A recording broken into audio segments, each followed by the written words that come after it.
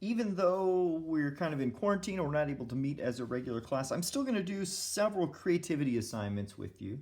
And the way these creativity assignments are going to happen is they're going to try to happen in conversation, but they're going to happen in conversation through the forums. And so I'm going to ask you all to post on the forums, and then I'm going to ask you all to comment and leave comments with each other and try to have a bit of a conversation. And so that's one thing to expect. This assignment is really in some ways replacing chapter 29, linear approximations and differentials. So this chapter right now, we're not going to do it, although I think reading it and working on it works perfectly fine. What's the big idea of linear approximation and differentials? What are you missing? You're missing one idea, and that is that if you have a curve, then you can make a tangent line to that curve. And then the question is, what if I had a different value over here and I wanted to figure out what this value is? Well, what I could do is, instead of using my curvy line, which might have a really bad equation or no equation, I might use this tangent line value, which has a good equation because it's just the equation of a line, y equals mx plus b.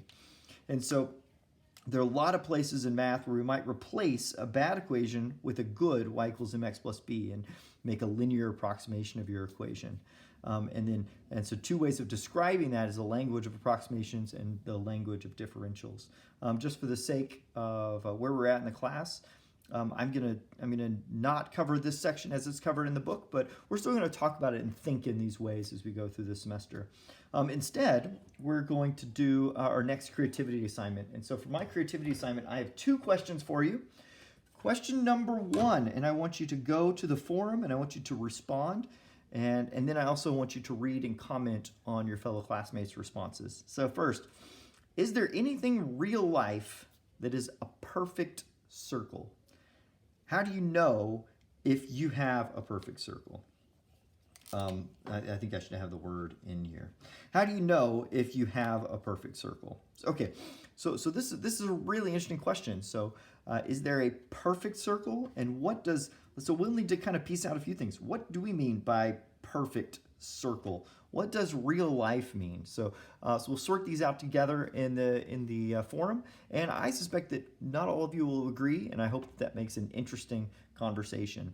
After you've responded to that, I want you to respond to another question, and that is, we've been talking all semester about derivatives, and one of the notations that I really like, I feel like I haven't used it enough in class, is this dy dx notation.